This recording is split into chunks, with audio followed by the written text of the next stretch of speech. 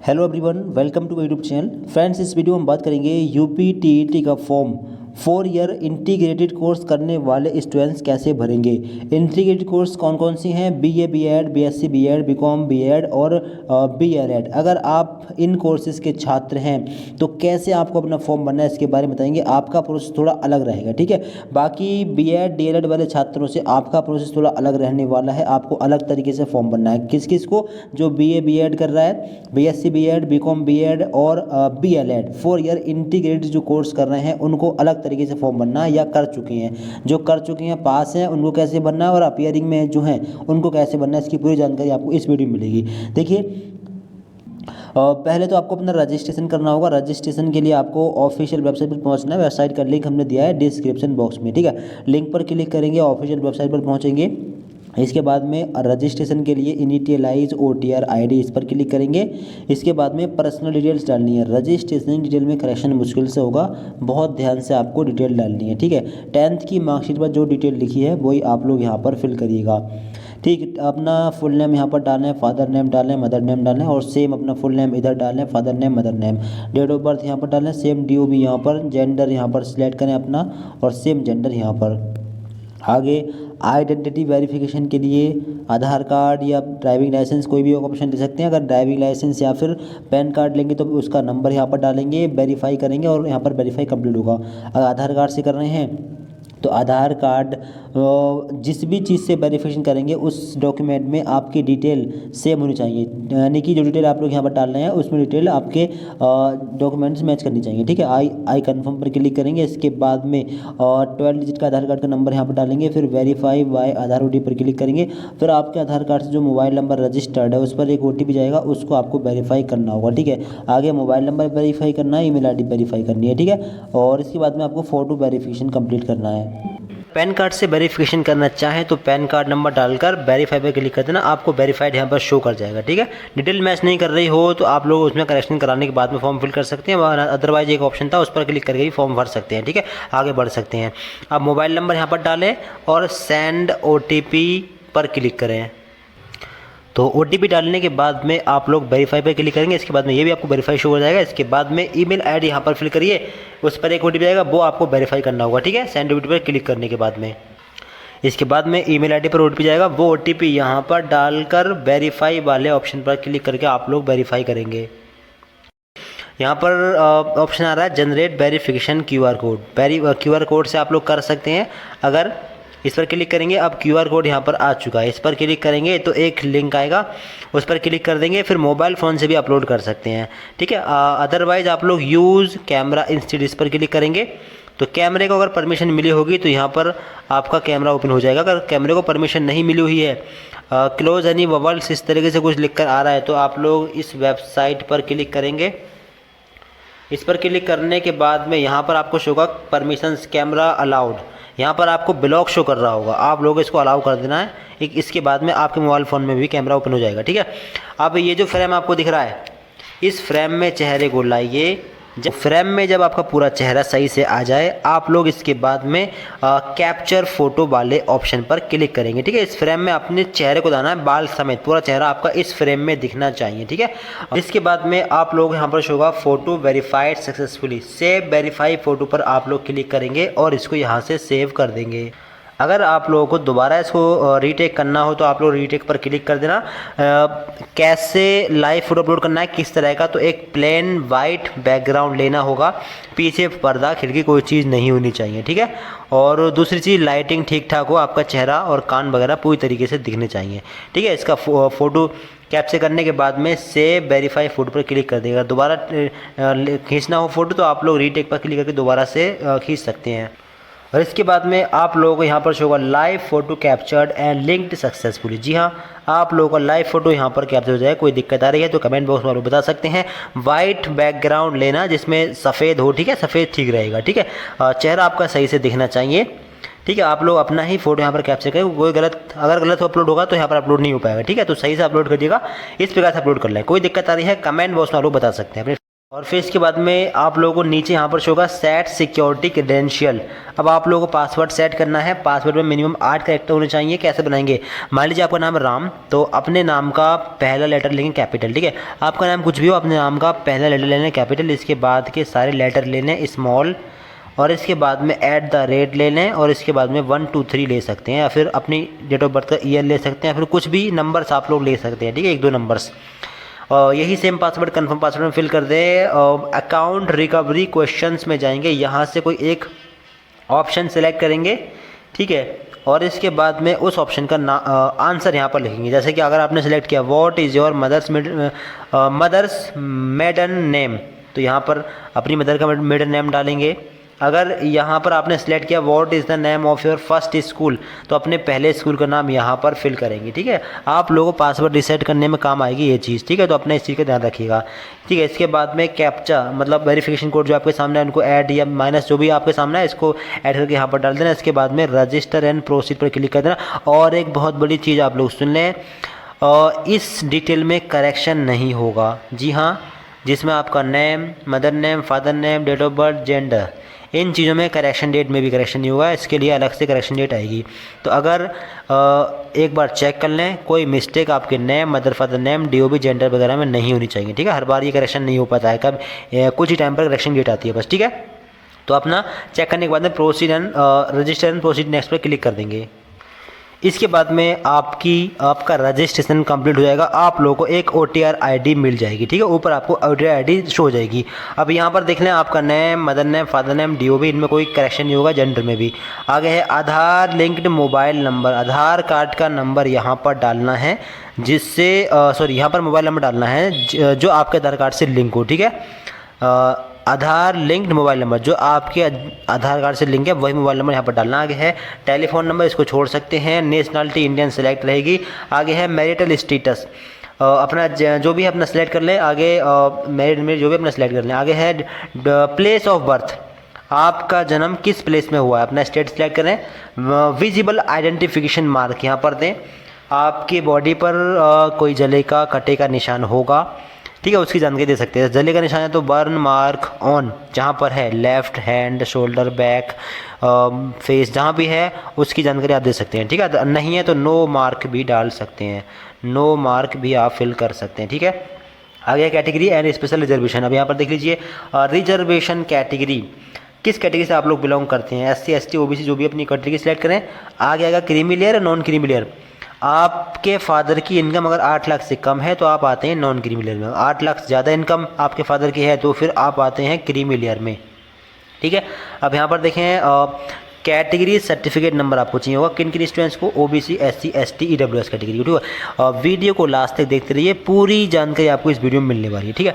यहाँ पर देखें नॉन क्रीमी लेयर, यहाँ पर आपको शो होगा। आगे है सर्टिफिकेट इशू डेट, ये डेट आप लोगों को सर्टिफिकेट पर देखने के लिए मिल जाएगी, आप वहाँ से देखकर यहाँ पर फिल कर देना, ठीक है। ईयर में कितना आ रहा है, तो ईयर में मिनिमम आप कितना ही पुराना लगा सकते हैं, मतलब यहाँ पर कोई लिमिट नहीं है, फिर भी आप 3 साल से ज़्यादा पुराना मत लगाइए। अगर OBC या EWS कैटेगरी से बिलोंग करते हैं तो 3 साल पुराना तक कैटेगरी सर्टिफिकेट यहाँ पर लगा सकते हैं, ठीक है। और SC ST के छात्र 5 साल पुराना तक कैटेगरी सर्टिफिकेट लगा दीजिए, कोई दिक्कत आपको नहीं आएगी। ज़्यादा पुराना है तो हो सकता है कि ऑनलाइन अपडेट ना हो, इससे आपको दिक्कत आ सकती है, ठीक है। फिर में यहाँ पर लिमिट कोई नहीं है, कितना ही पुराना आप लोग यहाँ पर लगा सकते हैं, सिलेक्ट करने का ऑप्शन आ रहा है। आगे है इशूइंग अथॉरिटी, यहाँ पर डालेंगे। इशूइंग अथॉरिटी भी आपको सर्टिफिकेट में देखने के लिए मिल जाएगी, तहसीलदार होगा या फिर जिला मजिस्ट्रेट वगैरह कहीं पर भी, कहीं से आपको आपने बनवाया होगा। आगे है स्टेट ऑफ इशूइंग, किस स्टेट से आपने इशू किया है। यहाँ पर आर यू डिफरेंटली एबल्ड, तो यहाँ पर नो रहने देंगे। अगर आप लोग फिजिकली हैंडीकेप्ड हो तो लगाएंगे यस, वरना नो। स्पेशल रिजर्वेशन अगर इनमें से आती हैं तो लगाएं, वरना नन पर लगाएं। Seeking age relaxation, OBC SC ST वालों को और EWS वालों को यहाँ पर यस करना है। आगे आएगा एज रिलैक्सेशन कैटेगरी, अपनी कैटेगरी यहाँ पर सेलेक्ट करिएगा, ठीक है, जो भी आपकी कैटेगरी है। इसके बाद में सेव एंड नेक्स्ट पर क्लिक करके इसको सेव कर देंगे। फिर इसके बाद में आपका ये स्टेप सेव होगा, अगला स्टेप खुलेगा। अगला स्टेप है एड्रेस डिटेल्स का, अपना एड्रेस फिल करिए। एड्रेस लाइन 1 अपना फिल करें यहाँ पर, लाइन 2 यहाँ पर फिल करें, लाइन 2 में अपना विलेज टाउन एरिया फिल कर दें। लाइन 3 ऑप्शन है, इसको छोड़ सकते हैं। आगे है स्टेट, किस स्टेट से आप बिलोंग करते हैं, इस ऑप्शन में जाइए, अपना स्टेट सेलेक्ट करिए। आगे जिला, किस ज़िले से आप लोग बिलोंग करते हैं अपना ज़िला सेलेक्ट करिए। आगे पिन कोड, अपने एरिया का पिन कोड यहाँ पर फिल करिए। आगे आएगा परमानेंट एड्रेस। अगर करेस्पॉन्डेंस और परमानेंट एड्रेस सेम हो तो आप सेम एज परमानेंट इस पर क्लिक कर देंगे और दोनों जगह फिर सेम एड्रेस फिल हो जाएगा। अलग अलग भी फिल कर सकते हैं। इसके बाद में सेव एड्रेस एंड नेक्स्ट पर क्लिक करके सेव कर देंगे। इसके बाद में ये स्टेप भी कंप्लीट होगा। अगला स्टेप रहेगा एकेडमिक क्वालिफिकेशन। यहाँ पर देख लें, यहाँ पर बहुत सारी कन्फ्यूजन सामने आ रही है। सारी कन्फ्यूजन का सोल्यूशन आपको इस वीडियो में मिल जाएगा। ठीक है, ध्यान से वीडियो देखते रहिए। अब देखिए, पहला आप लोगों को यहाँ पर देनी है 10 की इन्फॉर्मेशन, फिर 12 की, फिर ग्रेजुएशन की, फिर ट्रेनिंग क्वालिफिकेशन। ठीक है, 10 का ऑप्शन यहाँ पर सिलेक्ट करें पहले। ठीक है, आगे 10 का बोर्ड का नाम डाल दें, सब्जेक्ट डाल दें सभी के करके, कॉमा लगा कर। पासिंग ईयर यहाँ पर डाल दें, रोल नंबर यहाँ पर डाल दें, मार्कशीट नंबर यहाँ पर डाल दें। ये मार्कशीट नंबर वगैरह कहाँ पर मिलेगा, इसके लिए अलग से वीडियो बनी हुई है, प्ले लिस्ट है चैनल पर, आप जाकर किसी वीडियोज़ को देख सकते हैं। जी, काफ़ी सारे सोल्यूशन की वीडियो हमने अपलोड कर रखी है। ग्रेडिंग टाइप में और रिजल्ट किस बेस पर आता है, जो भी बोर्ड में आता है परसेंटेज। बाकी अगर कोई और बोर्ड हो, अगर CGPA में आपका रिजल्ट आ रहा है तो CGPA भी ले सकते हैं। ठीक, आगे मार्क्स ऑफ 10 फिल कर दें, नोडल मार्क्स फिल कर दें, परसेंटेज यहाँ पर अपना काउंट हो जाएगी। इसके बाद में ऐड एंट्री पर क्लिक करके इसको सेव कर देंगे। अगर CGPA हो तो यहाँ पर CGPA सिलेक्ट करें। इसके बाद में आउट ऑफ 10 कितना CGPA मिला है वो यहाँ पर डालना। अपने आप 9.5 से मल्टीप्लाई होकर यहाँ पर परसेंटेज बनकर आ जाएगी। इसके बाद में 10th की इन्फॉर्मेशन यहाँ पर ऐड हो जाएगी। अब आप लोगों को दोबारा से एग्ज़ाम लेवल में जाना है और यहाँ से 12th वाला ऑप्शन सेलेक्ट करना है।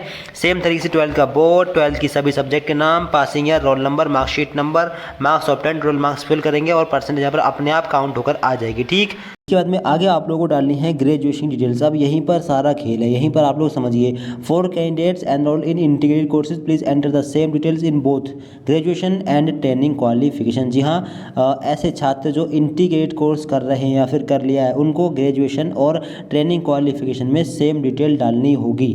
ठीक है, अब यहाँ पर आपको एग्ज़ाम लेवल में जाना है और यहाँ से अपना ग्रेजुएशन वाला ऑप्शन सेलेक्ट करना है। ठीक, इसके बाद में अगर आप फर्स्ट ईयर में हैं तब भी फॉर्म भर सकते हैं, सेकंड ईयर में हो तब भी, थर्ड ईयर में हो तब भी, फोर्थ ईयर में हो तब भी। अगर फर्स्ट ईयर के फर्स्ट सेमेस्टर में हो तब भी फॉर्म फिल कर सकते हैं। ठीक है, अगर कंप्लीट नहीं किया है अभी तो आपको परस्यूइंग पर लगाना है। ठीक है, परस्यूइंग पर टिक करके तब फॉर्म भरना है। और अगर आप लोगों ने अपना कोर्स कंप्लीट कर लिया है तो आपको परस्यूइंग पर टिक करने की ज़रूरत नहीं है। अब आपने अपना BA BEd या BSc BEd या BCom BEd या फिर BLEd 4 ईयर इंटीग्रेटेड कोर्स ये कंप्लीट कर लिया है तो कैसे बनना है, अपनी यूनिवर्सिटी का नाम डालना, अपनी सब्जेक्ट के नाम डालना, मेन सब्जेक्ट के नाम। तो मेन सब्जेक्ट कौन कौन सी हो सकती हैं, मेन सब्जेक्ट मोस्टली ग्रेजुएशन की आप डाल सकते हैं। यहाँ पर 100 वर्ड में यहाँ पर आपको सब्जेक्ट के नाम डालने हैं।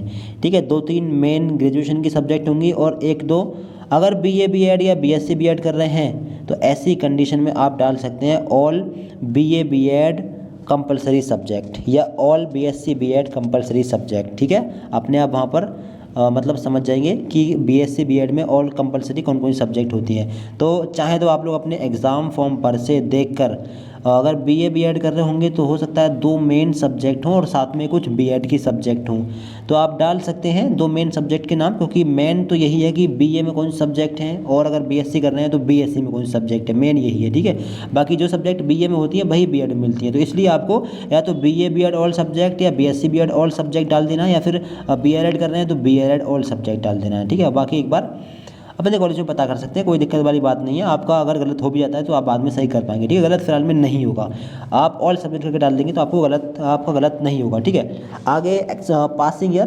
अब पासिंग ईयर आपने कौन से ईयर में कंप्लीट किया है हम बता रहे हैं, पहले जिन्होंने कंप्लीट कर लिया उनके लिए।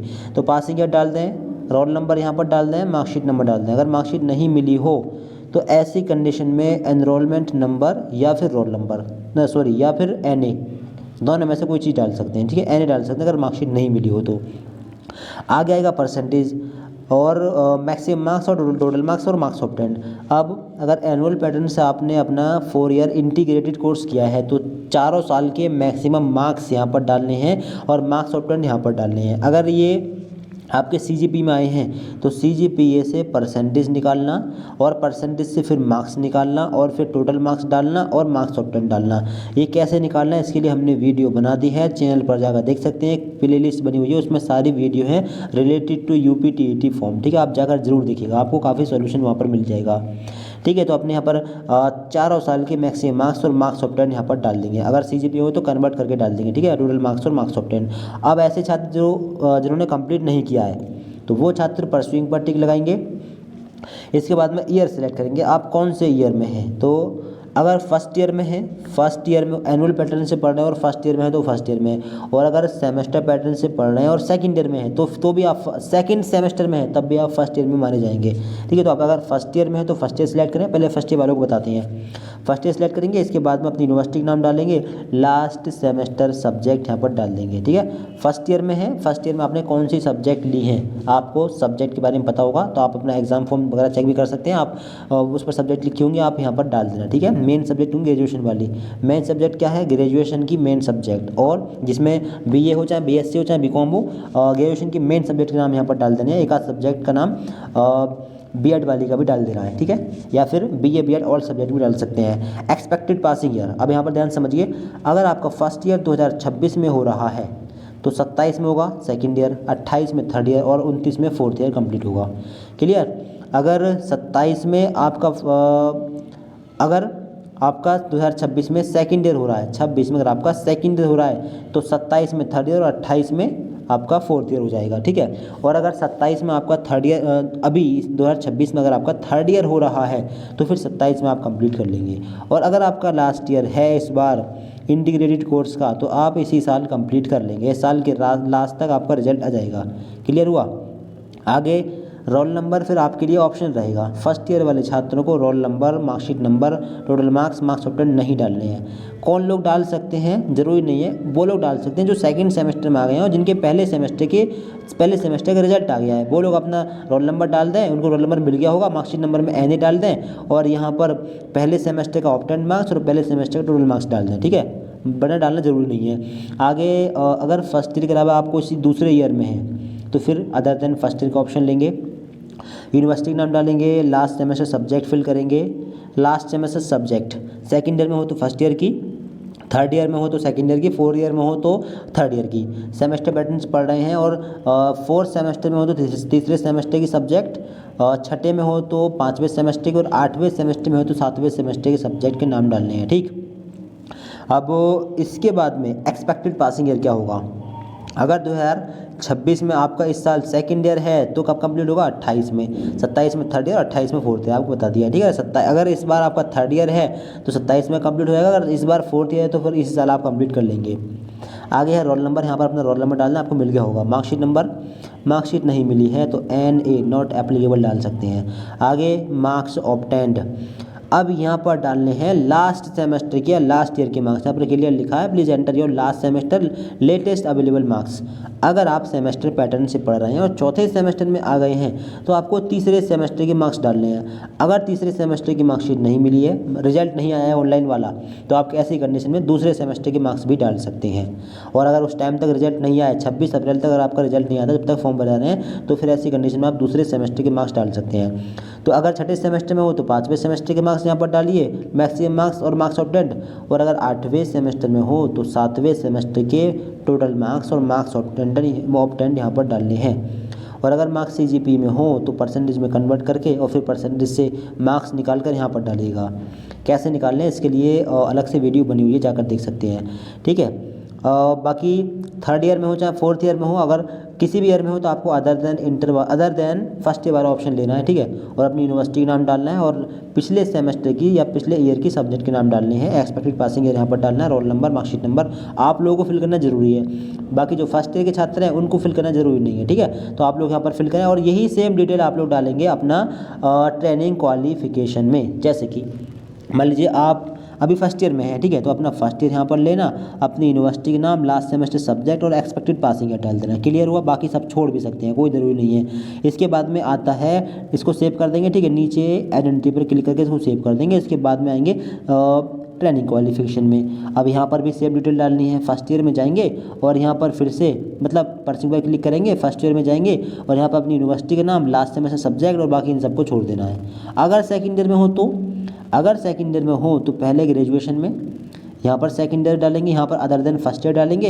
इसके बाद में जो डिटेल यहाँ पर डालना है वही सेम डालनी है ट्रेनिंग क्वालिफिकेशन में भी, यानी जो डिटेल आप लोग यहाँ पर बीएड में डालें वही सेम डिटेल आप लोगों को ट्रेनिंग क्वालिफिकेशन डालनी है। जैसे मान लीजिए आप सेकंड ईयर में इस समय, ठीक है, तो यहाँ पर आप लोग अदर देन फर्स्ट ईयर का ऑप्शन लेंगे और ग्रेजुएशन की बात कर रहे हैं फिलहाल, ठीक है। ग्रेजुएशन वाले ऑप्शन में यूनिवर्सिटी का नाम डालना है, लास्ट सेमेस्टर सब्जेक्ट डालना है, पासिंग ईयर डालना है, expected role number, marksheet number, marks of 10, total marks, percentage.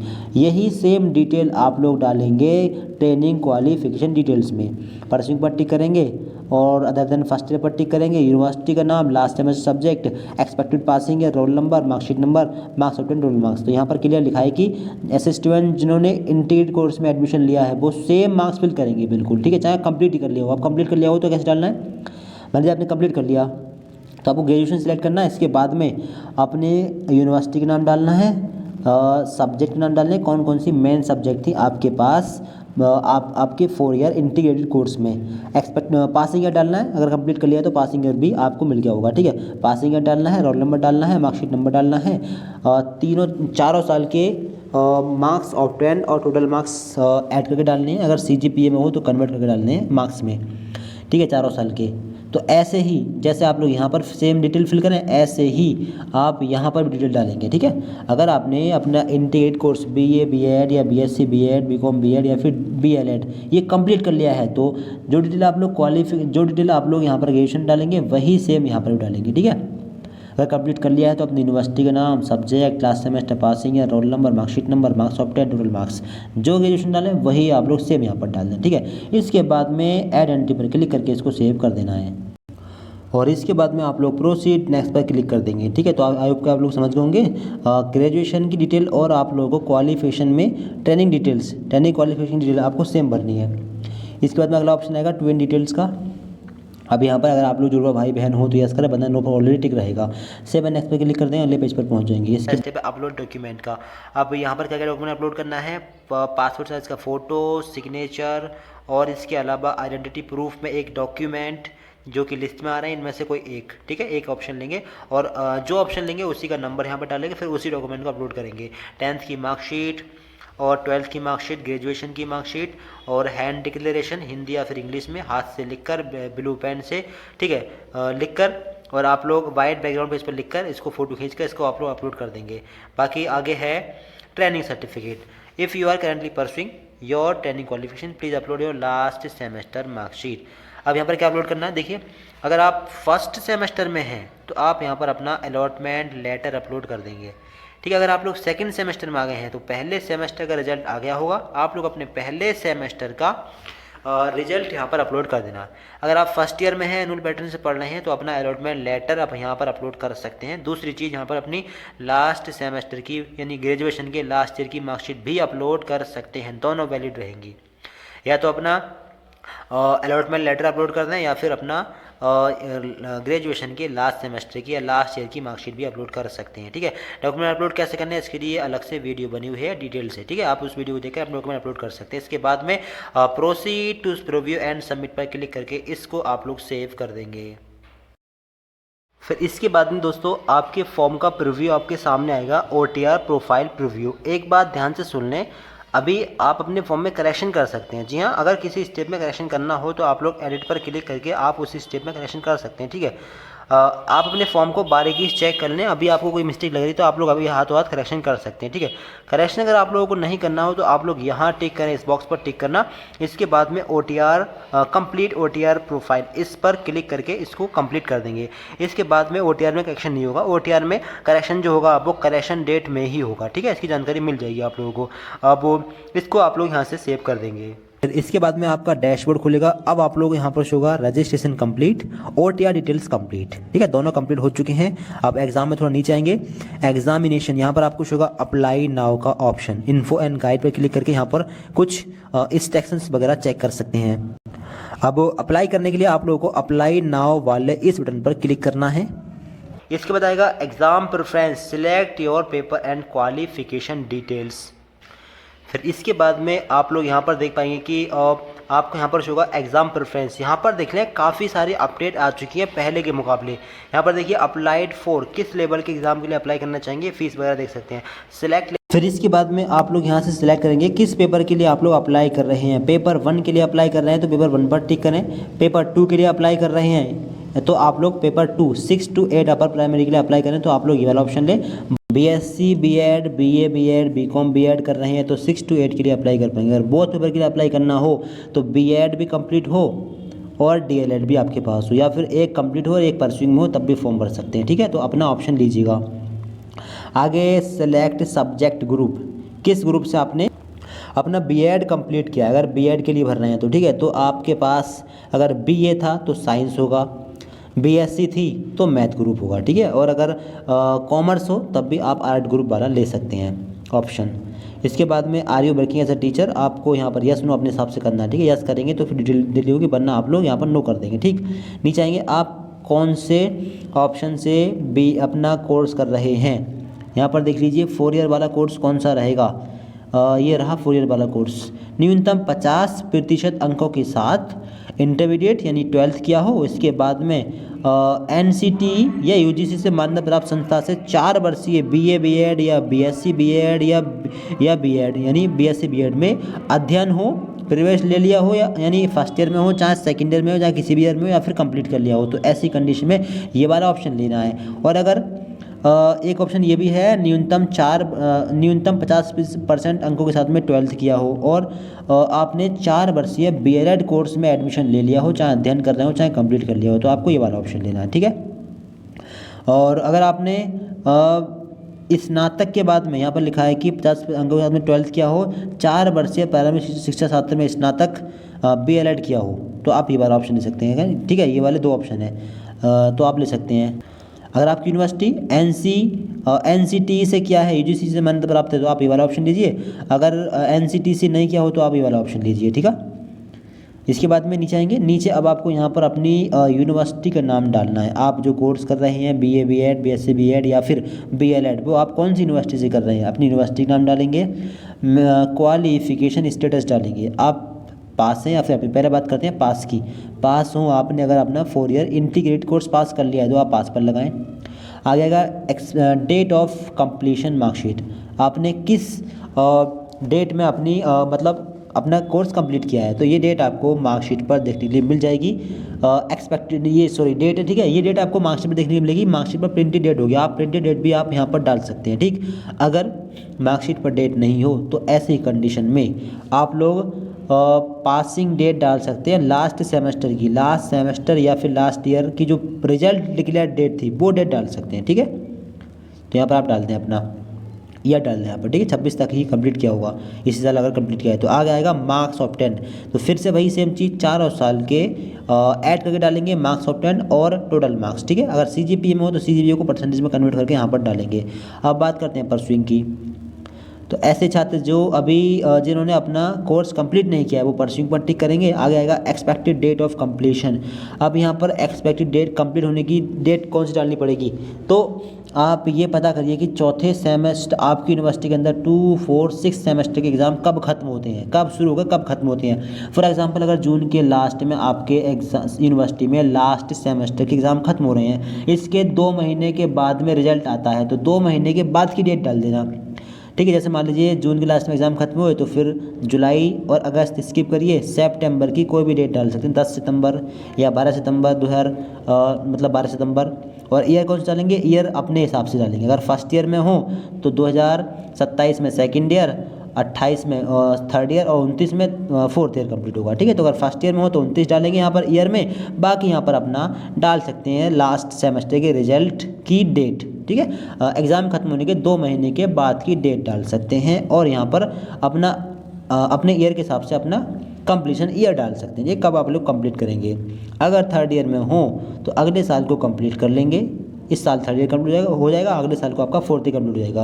अगर थर्ड ईयर में हो और आपके एग्ज़ाम लास्ट सेमेस्टर या फिर लास्ट ईयर के ख़त्म हो रहे हैं, मान लीजिए जून के लास्ट में, तो जुलाई अगस्त स्किप करें, सितंबर की कोई डेट डाल दें, सितंबर 10 सितंबर 2028 इस 27। ठीक है, इस तरीके से आगे ईयर स्टेटस जरूर लेना। ठीक है, पहले ईयर स्टेटस लेंगे, फर्स्ट ईयर में हो तो फर्स्ट ईयर लेंगे, फर्स्ट ईयर के अलावा सेकंड ईयर में हो, थर्ड में हो, फोर्थ में हो तो इसके लिए अदर देन फर्स्ट ईयर का ऑप्शन लेंगे। पूरा बता दिया है। अगर सेकंड ईयर में हो, इस साल 26 में सेकंड ईयर में है तो 27 में होगा आपका थर्ड ईयर और 28 में होगा आपका फोर्थ ईयर।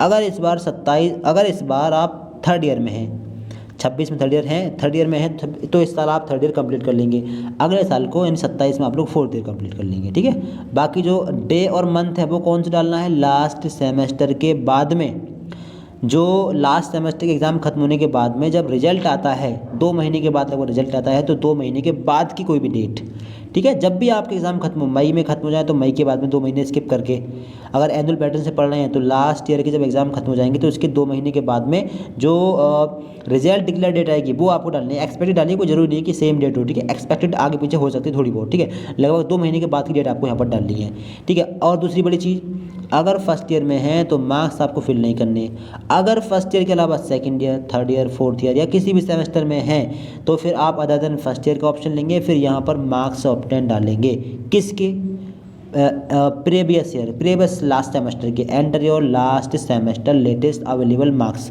अगर चौथे सेमेस्टर में है तो तीसरे सेमेस्टर के मार्क्स यहाँ पर फिल करेंगे, टोटल मार्क्स और मार्क्स ऑब्टेन। अगर छठे सेमेस्टर में है तो 5वें सेमेस्टर के टोटल मार्क्स और मार्क्स ऑब्टेन यहाँ पर डालेंगे।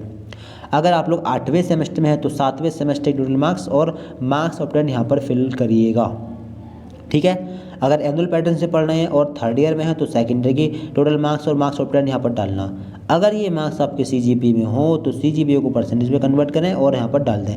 ये कैसे करना है इसके लिए वीडियो बनी हुई है, जाकर जरूर देखिए। बहुत ही आसानी से आप लोग अपना टोटल मार्क्स पता कर पाएंगे और अपना मार्क्स ऑब्टेन पता कर पाएंगे, ठीक है। फिर इसके बाद नीचे आएगा, नीचे आने के बाद में सेकेंड लैंग्वेज चॉइस में अपना एक लैंग्वेज सेलेक्ट कर लेंगे। इसके बाद में सेव एंड नेक्स्ट पर क्लिक करके इसको यहाँ से सेव कर देंगे।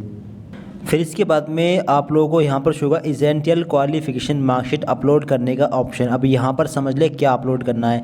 देखिए, अगर आप लोग BLED 4 ईयर इंटीग्रेटेड कोर्स कर रहे हैं तो अगर आपने कंप्लीट कर लिया है तो आपको या तो मार्कशीट अपलोड करनी है फाइनल वाली, जिस पर सभी सेमेस्टर या सभी ईयर की डिटेल लिखी होगी, या डिग्री सर्टिफिकेट अपलोड करना है। अगर मार्कशीट नहीं मिली है तो प्रोविजनल डिग्री सर्टिफिकेट अपलोड यहाँ पर आप लोग कर सकते हैं अपना, ठीक है, अगर कंप्लीट किया हो तब। ऐसे ही BA BEd BSc BEd BCom BEd के लिए अगर आपने अपना BA BEd BSc BEd या BCom BEd कंप्लीट कर लिया है, ठीक है, अगर आपने 4 ईयर इंटीग्रेटेड कोर्स कंप्लीट कर लिया है तो आपको ओरिजिनल मार्कशीट की फ़ोटो या फिर डिग्री सर्टिफिकेट यहाँ पर अपलोड करना है, ना कि आप ऑनलाइन वाला रिजल्ट अपलोड करा है वो अपलोड नहीं करना है, ठीक है। और ऐसे छात्र जिन्होंने अपना कोर्स कंप्लीट नहीं किया है, ठीक है, तो उनको यहाँ पर क्या करना है, लास्ट सेमेस्टर की मार्कशीट अपलोड करनी है, ठीक है। लास्ट सेमेस्टर की, यहाँ पर लास्ट सेमेस्टर से मतलब है कि अगर सेकेंड ईयर में हो तो फर्स्ट ईयर की मार्कशीट, थर्ड ईयर में हो तो सेकेंड ईयर की मार्कशीट, फोर्थ ईयर में हो तो थर्ड ईयर की मार्कशीट, ठीक है। अगर सेमेस्टर पैटर्न से पढ़ रहे हैं और सेकेंड सेमेस्टर में है तो फर्स्ट सेमेस्टर की मार्कशीट यहाँ पर अपलोड करनी है, और अगर थर्ड सेमेस्टर में है तो सेकंड सेमेस्टर की मार्कशीट यहाँ पर अपलोड करनी है, ठीक है।